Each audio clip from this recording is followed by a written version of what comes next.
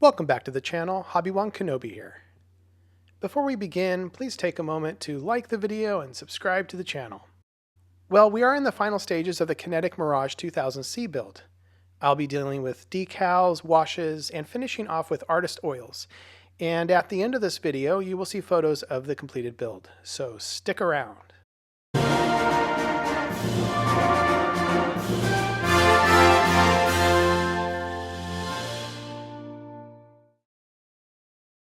The model has received a few coats of Mission Models gloss to prepare for the decals. Each decal is soaked in water, then added to the model and moved into position.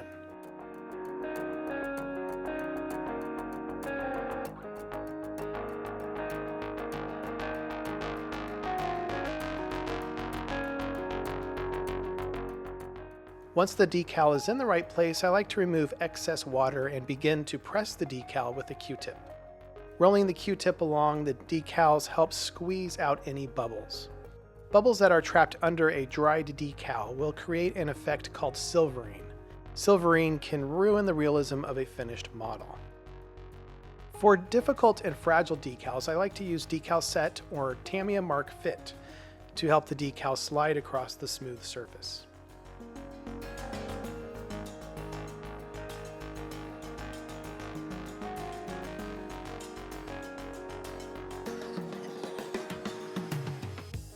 Once all of the decals were on and dried, I applied another coat of gloss over the aircraft. I paid careful attention to coat over the decals. The decals will need to be protected before a wash is applied. Without this step, the artist oils will stain the decals. The wash was created with black and white to create a very dark gray. The oils are thinned heavily with terpenoid.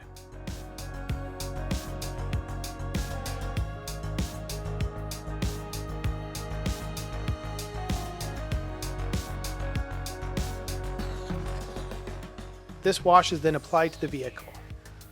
In some cases, I decided to focus on seams only, while on the underside of the aircraft, I coated the entire area. As I continue to apply the wash, I'd like to take a moment to review the kit as a whole. First, the subject needed an updated kit, and Kinetic created kits of many of the variants of the Mirage. Be prepared, however, that the kit has a lot of flaws. The first being the overall fit of parts, especially at the wing roots and the nacelles. Another issue that I encountered was that the main wheel struts had a peg that was far too small to fit in the hole provided in the wheel wells themselves. To counter this, I filled the holes with a generous amount of extra strength superglue. I'm not sure how these struts will fare as the model is transported to a contest I will be attending next weekend, but I will be crossing my fingers. Another issue was that some of the panel lines and, dare I say, rivets were not quite correct.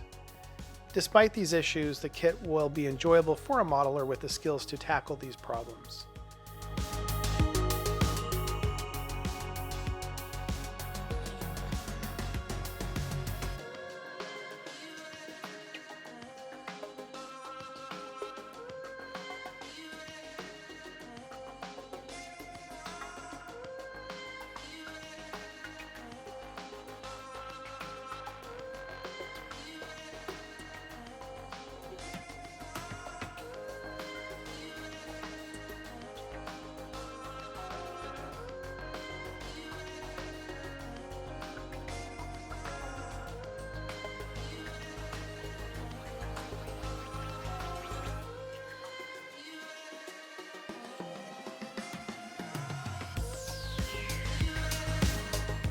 After the excess wash was removed with Q-tips, a large soft brush, and paper towels, I added a few light coats of Tamiya Clear Flat.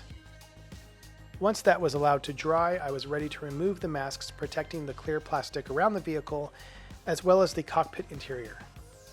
Removing this tape is one of the more rewarding moments in building aircraft models.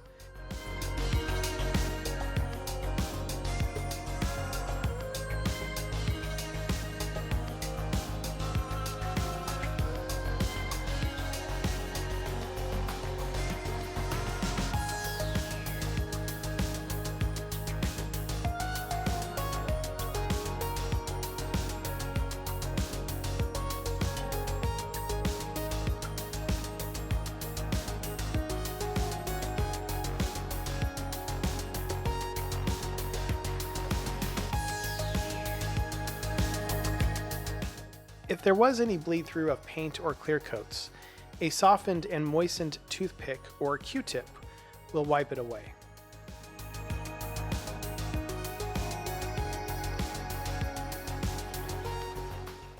Finally, I began the process of adding artist oils to the final finish.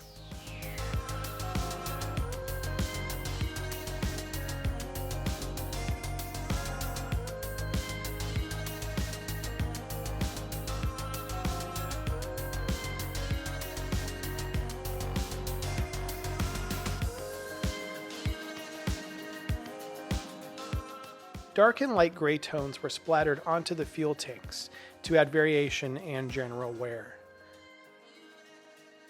The splattered effect was made by flicking a brush loaded up with thinned paint against a toothpick.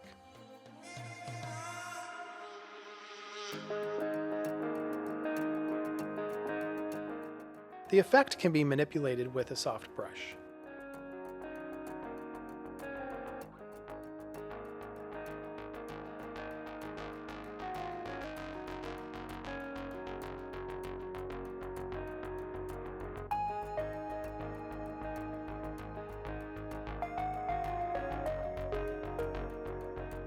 Next, I mixed oils to get a color that matched the light gray camo color. This paint was then added directly to the decals. The paint was then immediately wiped away, leaving the insignia slightly toned down. The brilliance of color was reduced, which added to the overall realism of the model.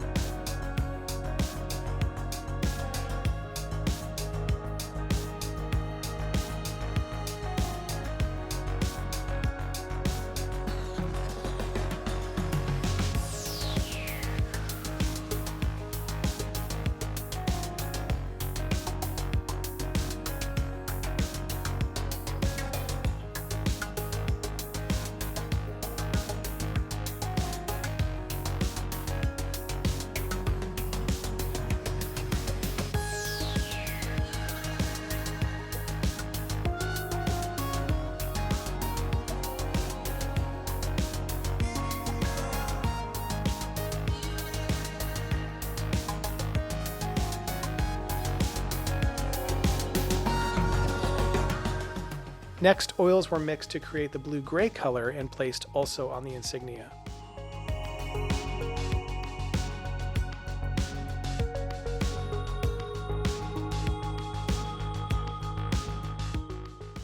It's important to note that if the effect is too heavy, a Q-tip can be moistened with terpenoid to remove paint from the area.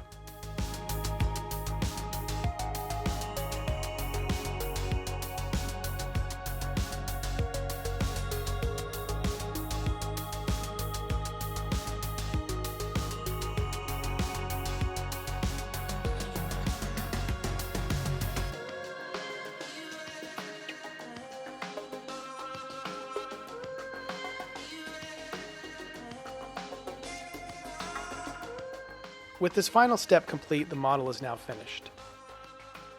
Thank you for joining me in this build. If you enjoyed this video, please do hit the like button and consider subscribing to the channel. Well, that does it for this video. I'll see you in the next one. Bye.